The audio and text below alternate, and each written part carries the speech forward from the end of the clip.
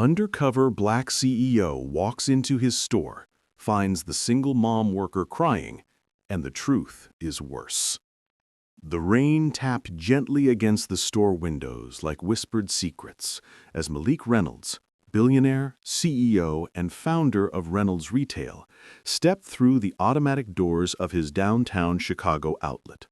Dressed in faded jeans, a plain gray t-shirt, and a worn baseball cap pulled low over his eyes, he looked like any ordinary man grabbing groceries after a long day. But today wasn't about shopping. Today was about truth. For months, Malik had grown uneasy.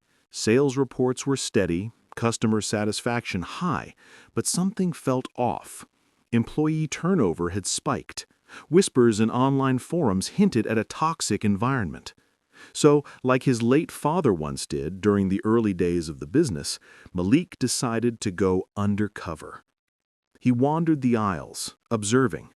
Then, near the dairy section, he heard soft sobbing. Tucked between two refrigerated cases, a young woman in a store uniform sat on a plastic crate, her shoulders trembling. Her name tag read Jasmine. Her hands clutched a crumpled photo, a little boy with bright eyes and a missing front tooth. Malik hesitated. He could walk away, pretend he hadn't seen her. But something in her pain pulled at him. The same way his mother's quiet tears had when he was a boy, working double shifts to keep food on their table. "Rough day?" he asked gently, crouching beside her. Jasmine startled, quickly wiping her cheeks. I didn't see you there. Sorry. I'll get back to work." "No, it's okay," Malik said, keeping his voice calm. "You don't have to apologize for being human." She looked at him, really looked at him, and in that moment something in her broke open. "My son, he's in the hospital. Pneumonia. They said if I miss another shift, I'll lose my job. But if I don't stay with him tonight, they won't let me visit tomorrow. I can't choose." Her voice cracked, and Malik's chest tightened. He knew that kind of impossible choice, the kind that carved holes in your soul. Before he could respond, a sharp voice cut through the aisle. "Jasmine, what are you doing? Customers are waiting." It was Derek, the store manager, slick-haired, arms crossed, scowling like she'd committed a crime. I was just," Jasmine stammered, scrambling to her feet. "Just crying on company time again? You think this is a charity? You're on thin ice, girl. One more slip-up and you're out."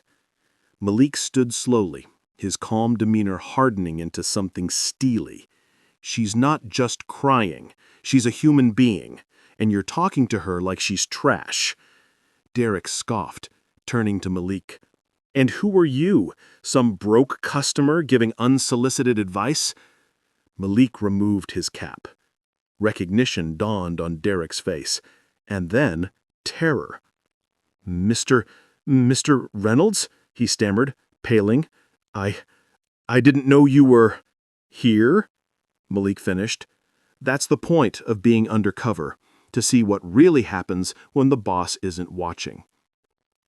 He turned to Jasmine, whose eyes were wide with shock.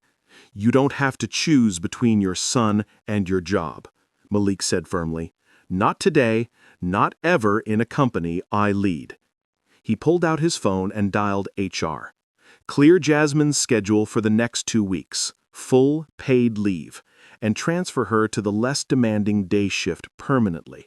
Also, terminate Derek's employment, effective immediately." Jasmine burst into tears again, but this time they were tears of relief. Why? Why would you do that for me?"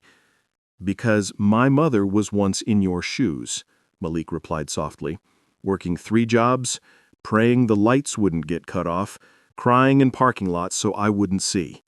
She taught me that leadership isn't about profit margins, it's about people."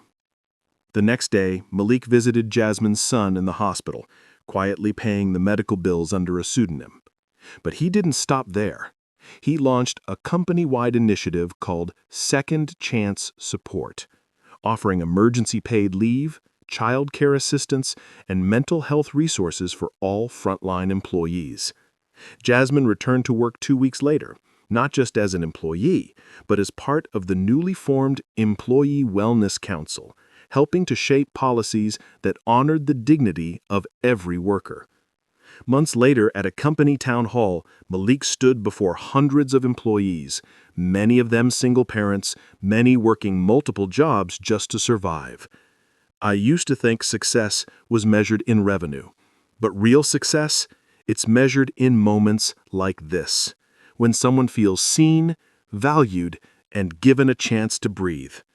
As the room erupted in applause, Jasmine was standing in the front row, her son now healthy and smiling beside her, holding a small sign that read, "Thank you for seeing us."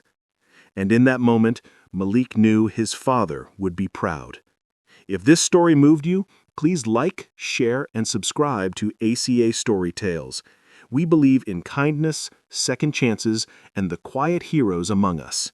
Every story we tell is inspired by real acts of compassion, because in a world that often forgets to care, your empathy can be someone's miracle. Thanks for watching.